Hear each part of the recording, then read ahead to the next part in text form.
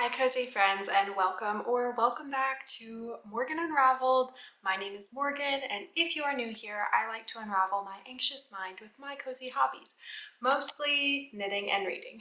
I usually film these about every month or so, but I've been knitting non-stop this new year, and even though a podcast episode came out about 2 weeks ago, we've got a lot to update on. And I had also filmed that one like a week and a half before it actually went up because as I shared on Instagram, I've just been going through a lot mentally. We aren't gonna get into that, but I've been knitting my way through it, and I think a lot of you can resonate with that based on the responses to that story I shared.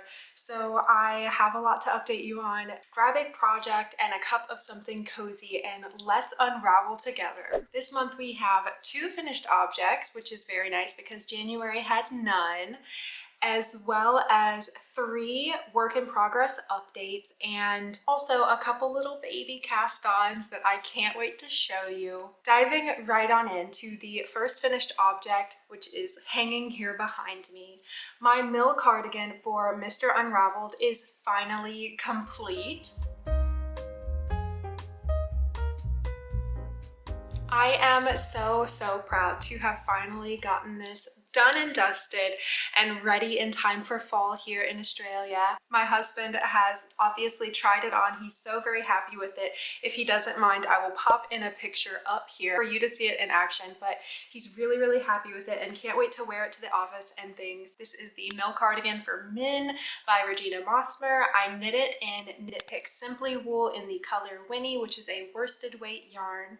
I did knit this slightly off gauge. I took measurements from his favorite quarter zip sweater to really get the right ease he wanted in a cardigan, and I have to say I'm so proud of myself. I honestly hit the nail on the head with that, taking the gauge from my project and turning it into the circumference he was looking for, which I will put on the screen because I don't remember now. It's been so long since all of that yarn math was done, but I knit this on 4.5mm needles, and the hems and cuffs were done on 4mm needles.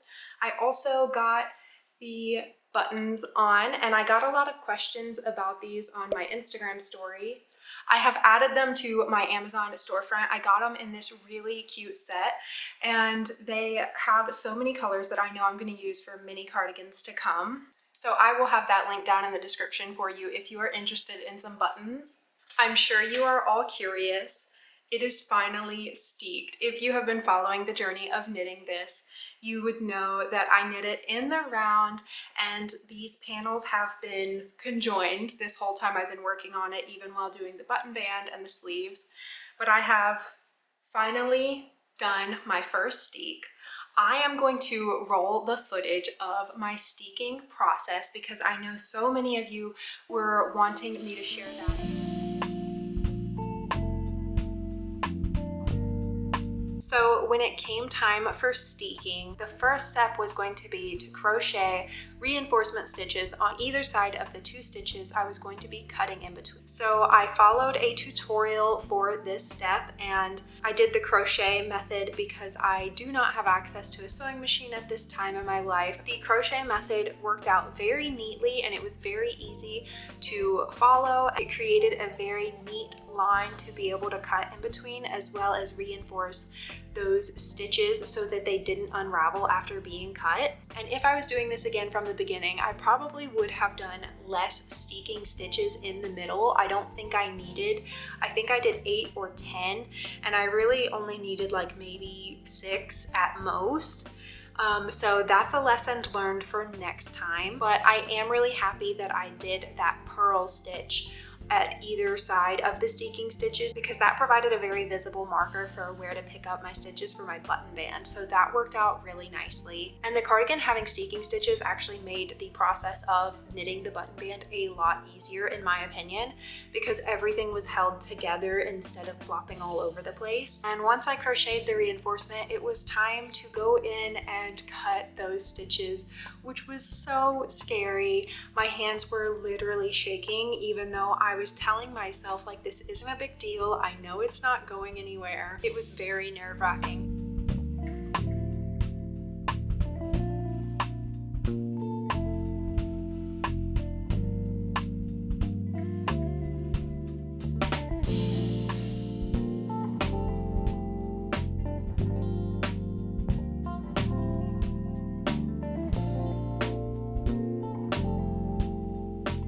once the stitches were steeked, I was just in awe that the cardigan was finally a cardigan and no longer a weird sweater. But once I had cut all of those stitches, I was able to just roll it under and start whip stitching on the wrong side of the cardigan, and that is not visible from the front whatsoever. I think it worked out quite neatly, but it is quite terrifying to cut your knitting. And as long as you reinforce those stitches either with a zigzag stitch on a sewing machine or a crochet reinforcement, which is the method I ended up going with as I don't have access to a sewing machine at the moment, all you have to do from there is cut those stitches and sew it down. So here is what the sewn in steek stitches look like inside of the button band. But when the cardigan is open, you can't see that at all unless you were to do this, and it's quite neat. Nothing is coming undone, even though I have now blocked this, and I'm so happy with how the button band relaxed after the block, and it just ended up perfect. My hands were definitely shaking while I was steeking, even though I was telling myself it's not gonna all fall apart. My hands were just like this the whole time. That made it even harder to cut exactly where I needed to, but it all worked out. The shawl collar was quite a beast on this, and it involved doing German short rows in the ribbing. It wasn't difficult, it was just a lot of work, but I did enjoy it quite a lot. I think the part I was most taken aback by with this was the I-cord edge all the way around the collar, but it really pays off and has a very nice, neat finish. The only modification I think I did besides the gauge was to add, I did 8 rows of 1x1 ribbing at the top of the pockets, and I think it makes it a lot neater than the way it rolls if you knit it to pattern. I followed a tutorial for doing 1 row horizontal buttonholes in my button band, which I have linked in my knitting resources playlist. And I also altered the length of the sleeve to my husband's liking. He always rolls the sleeve up on his favorite sweater that I took measurements from, so I actually took, I think, 1.5 inches or 2 off of the sleeves and just did the decreases more rapidly, and I think that really paid off. It is the perfect length on him and he is very happy with that. It's just so special to get to knit something for someone you love and tailor it to their preferences in that way, and that has been the most rewarding thing I feel like in my knitting journey. Not only getting to wear my own knits that I've made and enjoy them, but getting to share that with my son and my husband and see them love the finished objects. I don't think I mentioned, but I followed the size medium instructions in order to get a size that lands between a medium and a large due to my gauge difference. And something new I want to do on this podcast that will be very interesting to see is once I have a finished object, I want to chat about the cost that went into the project. So for my MILLE cardigan, I got this yarn on a really big sale from Knit Picks. Because they were having a huge sale, I actually purchased 14 hanks of this, and you will see this yarn come up again later in this video as I do have it in a work in progress for myself. But I used 7 hanks of that yarn for this, and I will put the meterage I ended up using on the screen here. But per hank, that was $6.23 US dollars. So that brings us to a yarn total of $43.61 USD, and the pattern was $7.18 US dollars. So that brings us to a total all in for the MILLE cardigan of $50.79, which I think is not bad for a perfectly tailored wool hand knit shawl cardigan, man-sized no less. It turned out even better than I expected, and I'm so proud of all the work I put into learning so many new things for this and trying new techniques such as steeking and German short rows and knitting off gauge, and really figuring out all that yarn math was also such a step in the right direction for my knitting journey. So All in all, just so proud of this finished object. This project was on the needles from August 14th, 2024 until February 1st of 2025. And I think that was a total of 170 days on the needles. Obviously, it was not my main project. With it being a gift knit, I knew that would be the case, and I'm very happy that I got it done in the time frame I really expected myself to. I started it in Australian spring and my goal was to finish it by Australian fall, and I have done that and I feel quite accomplished. The next finished object I have to share is something that was not even on the needles last time we talked. I knit the Hibernal DK socks by Summerly Knits in like 50 hours. First sock literally worked up in 23 hours. I think I cast on the first sock right after my son's bedtime on one day and then was binding it off right before bedtime the next day. And then I quickly cast on the next one. I mean, with these being DK socks, they just fly off the needles. They basically knit themselves. I loved this faux cable pattern, and even though it was all over rib, it really just worked up so quickly. And obviously the bottom of the socks is just stockinette stitch, so that made it go even faster once I was past the heel. These socks were super tight pre-blocking, but now they are quite comfortable. The only part that is a little too tight is the cast on edge. Funnily enough, on the first one, I did just a regular long tail, I think it's a German cast on, and I thought it was tight even though it's super stretchy. So I tried on the next sock to do an Italian tubular cast on, and it ended up tighter than the other one, which is funny because I spent literally double the time trying to do this cast on and it ended up tighter than the other one. But they fit perfectly. I knit the size 2 on 3mm needles, and it was my first time using my 3mm. I had to buy them specifically for this pattern.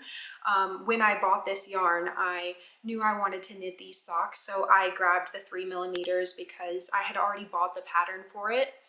And I had just really wanted to try knitting DK socks and seeing how my hands liked that, how my feet liked that. Hands when I'm working on it and feet once they're done. The yarn I knit them in is Fiore hand-dyed DK in the color Aged Rosewood, and it is so lovely. I've had such an obsession with this color lately in my knits, but I mean, this is just one of my favorite colors and I'm so happy to be knitting with it more. These socks are going to live on my feet permanently once it is fall here. I've worn them a few times already, but it's still summer, so obviously they don't stay on my feet that long. I'm really happy with these socks, and I can definitely see myself knitting more of these. I can see myself gift knitting these because they worked up so quickly and were such a dream to make. But I highly recommend this pattern if you are interested in getting into sock knitting, or if you want to try out your first pair of DK weight socks.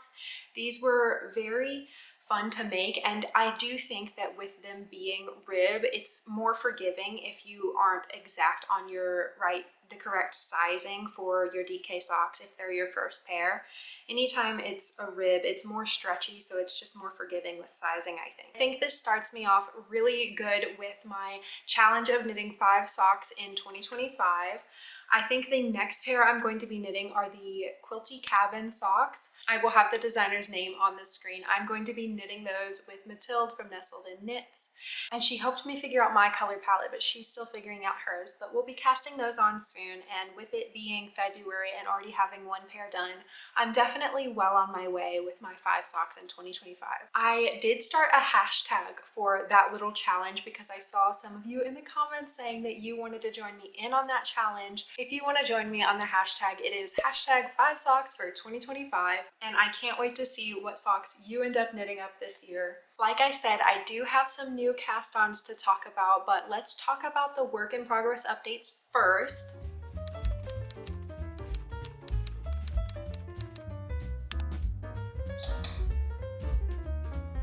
I've made amazing progress on my caramel sweater by petiteknit. As you can see, I've actually finished the body and got it bound off. which was quite interesting because I love Italian bind off. It is one of the most like meditative, comforting things for me in the knitting process. As much as I can dread getting to the ribbing section of a project, I love binding off rib. But for this one, I had to learn how to bind off 2x2 rib, and I love learning new things, but that was quite a trick. I'm very proud of myself. I think it looks really good. I think once given a block, this hem is going to look so very good.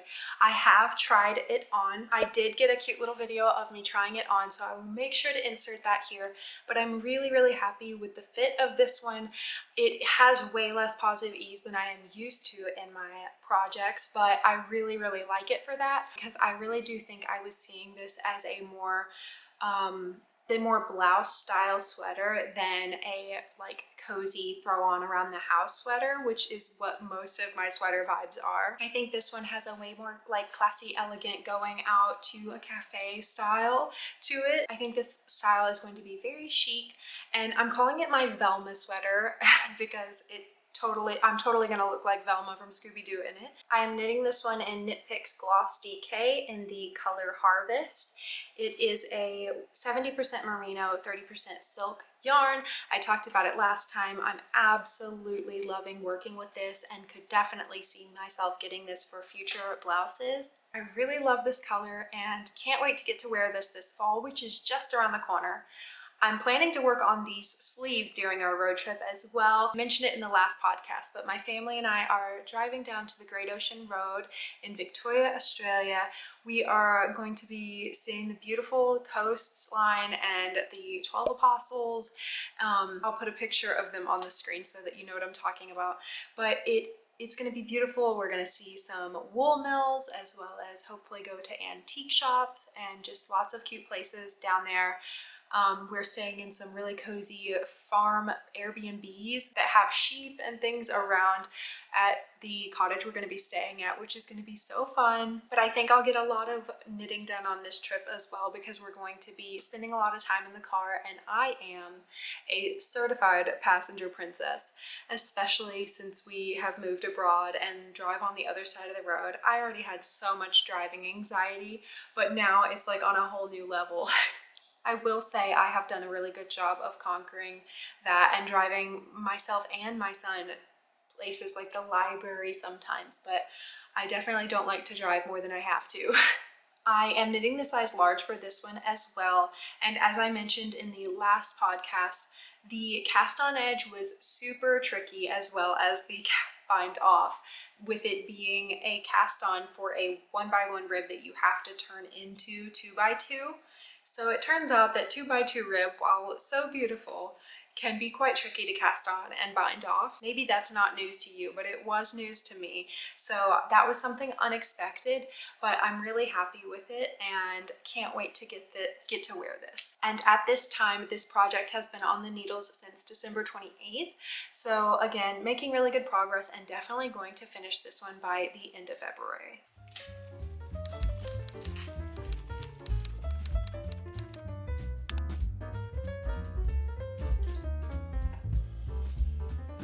Let's dive into my Norma Sweater by My Favorite Things Knitwear. I shared that I cast this on in the last podcast and I was well into the yoke. I think I was about here.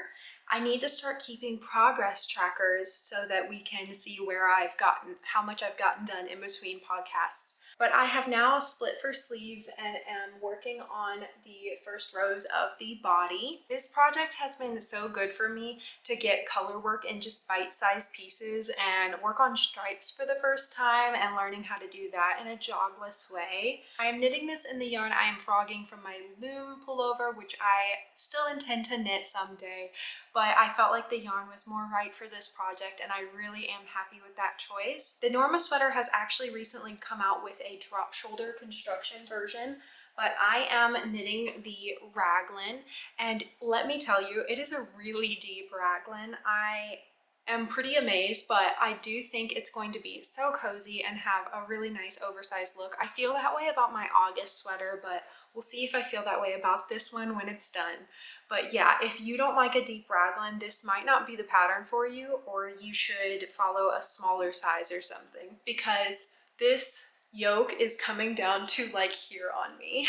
I am knitting this in Annette Erickson's Scanty Wool in the colors Linen, Toffee, and then this is leftover yarn from my August sweater that I just mentioned, which is Maker's Cozy Wool in the color Brown Marl, which is actually a DK weight. The other two are a worsted. I have a little tool I use to measure thicknesses of yarn, and the worsted weights of the orange and the linen color are actually quite on the thinner worsted side, so almost to a DK weight, whereas the brown is kind of on a heavier DK side, so it's almost a worsted. So I think they work really well, and I think it actually helps keep that color dominance really well, which is something she makes a note in the pattern of how to maintain that color dominance, and I talked about that last time. So this has really helped me really learn how I like to hold my yarns in color work, which is just game changing. I've been really wanting to hit my stride with color work, and as you'll see with my new cast-ons later in this video, I really do feel like I am hitting that stride. So I'm knitting this on my 5mm needles and knitting a size large for a positive ease of 22 centimeters. So if you watched last podcast, I don't have that much to say besides I have split for sleeves, but I am really happy with how it's coming along. At this point, the project has been on the needles for just at a month, so making really good headway. It's mostly stockinette with obviously just keeping those yarns neatly organized so that they don't get too tangled.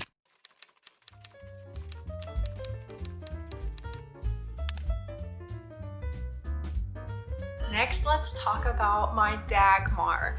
Okay, so if you've followed this process since September when I first cast this project on, I'm so sorry. I've been so indecisive and all over the place, but I'm finally following my gut with this one. And thanks to finishing my husband's cardigan, where I was using half of a quantity of the yarn I purchased, I decided to start over with my Dagmar because I really wanted to knit my Dagmar in the same yarn as my husband's cardigan, and I'm so happy with it. So I started this project over yet again. I think I have done the back yoke of this like 4 times now.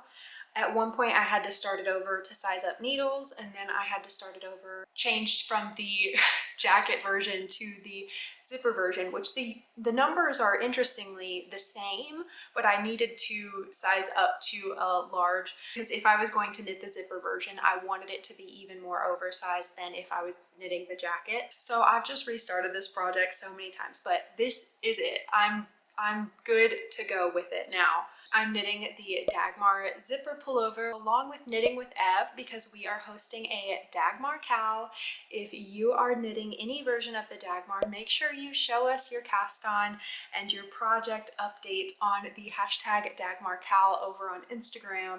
I'm really enjoying seeing you guys' versions.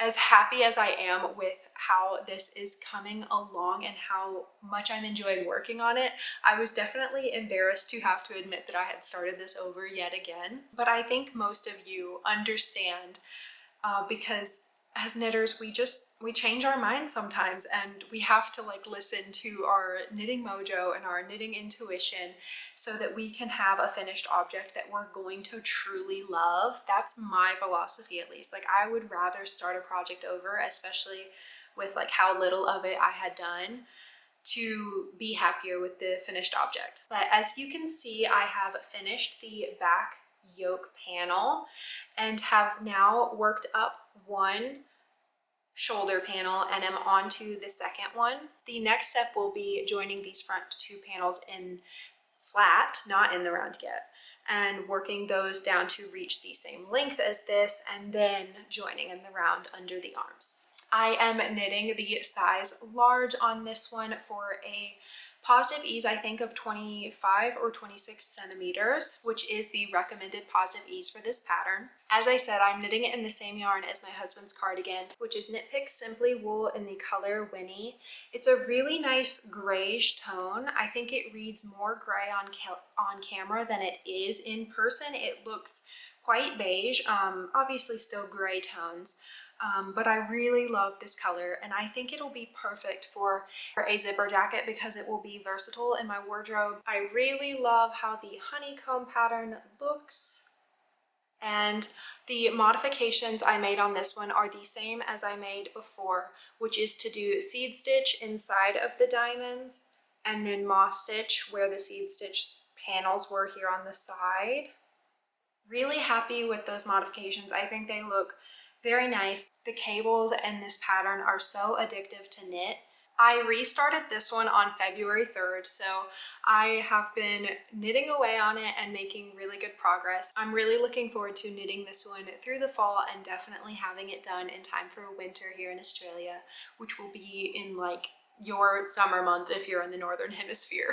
I've decided in these podcast episodes, I'm only going to talk about projects I've made progress on in the time since I've last talked to you, or if I've made a decision on them. And so I'm not going to chat about the Jenny or the Belle and Sebastian right now because I haven't worked on them in the past couple weeks. Obviously, I've had other things on the go. And now let's dive into chatting about the new cast-ons I have to talk about. Even though last episode was literally me casting on 4 new things, I still have a couple new cast-ons to show you. And one, if not both of them, were mentioned in my Make 9 plans. So I don't feel like I'm straying too far from the plot. I have cast on the Narnia Jumper modified for Junior by saskie&co. Her brand name has actually just changed from the Petite Knitter, so you may formerly know her as that, but her company is now called saskie&co, which is so cute. So I am knitting the Narnia Jumper, but I am modifying it to fit a junior size, and I am knitting it in Bendigo Woolen Mills Classic 8-ply or DK weight yarn in the colors Magnolia and Caramel. The caramel is really giving like golden brown, and here is how it is coming along. I am about halfway through the little bear motif. I am knitting the smallest size of the pattern off gauge with a gauge of 20 stitches per 4 inches instead of the recommended 18. This is a worsted or Aran weight pattern, so knitting it with a DK weight yarn is actually doing most of the yarn math work for me, and at this gauge I should be able to knit it exactly to pattern of the smallest size and get the chest circumference I was aiming for my son, which I'll put on the screen because I don't remember the yarn math right now. I added an extra row to this little motif right here to look more like a sword because my son's name is Arthur, and so it kind of represents the King Arthur vibe as well as Narnia. So I'm really proud of how this is coming along. I'm amazed that when I was making my Make 9, this is the pattern I was the most unsure I'd get to because of all the struggles I've had with knitting color work. Although I'm not going to be finishing the loom sweater, I think it really helped me work through figuring out my color work technique and how to hold the yarns and how to follow a color work chart. I learned so much working on that, even though I'm not going to be finishing that project right now. And I think it really prepared me for my color work era. I have been watching so much of What's Millie Making as well as Knitting Jungle, and they are both color work queens. They can modify any color work pattern, and Knitting Jungle even has learned to adapt her color work patterns to knitting machine, which is really cool to watch her journey of. But they are making me really want to enter my color work era, and I feel like I'm really overcoming my intimidation with color work this year, and I'm looking forward to not only finishing the yoke of this one but also to finally knitting my porcelain sweater that we have talked about in a couple knitting plans videos because I've had the yarn for that one for a while and just have yet to actually knit it. But I'm hoping to also host a KAL for that one sometime this year. But this one was cast on February 3rd and has already made it almost through the yoke. I had mentioned in my knitting plans video that I thought I would be doing the bear motif around his belly so that the yoke wouldn't be too deep on him. But because of me knitting it on DK weight, the row gauge would actually allow me to knit it in the yoke instead of having to shorten the yoke. I think the gauge ended up being 20 stitches and 28 rows in 4 inches versus the recommended 18 stitches and 24 rows. So that is allowing me to just follow the smallest size in the pattern, basically to pattern, obviously changing the lengths I'm going to knit to, but not really having to alter the color work chart repeats or anything like that. So if you're ever wanting to modify a pattern to be a junior size, I highly recommend just going down yarn weight a little bit, because obviously you're still going to have to do some yarn math, but it does the majority of the work for you in your gauge. There are short rows in this project, so I think I did about 8 rows of the collar and then did short row shaping, which will create a much nicer fit, especially with it being a circular yoke. And my son's really excited for this sweater. I've shown it to him and he keeps asking me when I'm working on it if I'm working on the bear sweater, which is really exciting. So far he has loved every sweater I've knit him, and it's just been such a joy to see him request to wear the things I make for him. And then the other tiny cast on I have is just getting started, but I have cast on the Oslo Hat by petiteknit. I asked on Instagram what your favorite beanie patterns were, but all of the responses were either Oslo or Musselburgh. I think that helped me validate choosing the Oslo. I did get a message telling me to do a provisional cast on, and I didn't see it until after I did my cast on edge. So I wish I had used that opportunity to learn that cast on. The Oslo Hat is knit with a double folded brim. I think it's kind of triple folded. I guess I'll see as I work it up, but you kind of knit to a certain length and then knit the cast on edge together with the live edge to create that folded brim. So it seems like a lot of the people who knit this beanie multiple times will do a provisional cast on to make that part where you knit them together easier. I am going to be knitting my Oslo Hat in Juniper Moon's Patagonia. I will put the colorway on the screen because I don't remember, with Drops Kid Silk Mohair, and I will also put the color number for this on the screen. And I think that this is such a beautiful combination. And here's what I've worked up so far. I wanted to have another little stockinette project while we are traveling so that I can just have easy things that are portable to work on. I did not gauge swatch for this. My cast on is just kind of my gauge swatch and we're gonna see how it goes. But this is a sport weight yarn and obviously this is a lace weight.